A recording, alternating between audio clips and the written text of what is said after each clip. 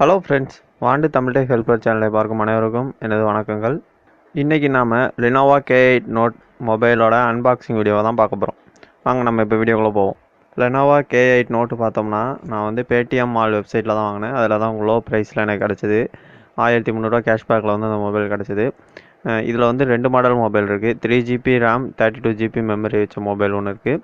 4GB RAM 64GB memory வச்ச mobile ஒன்று இருக்குது.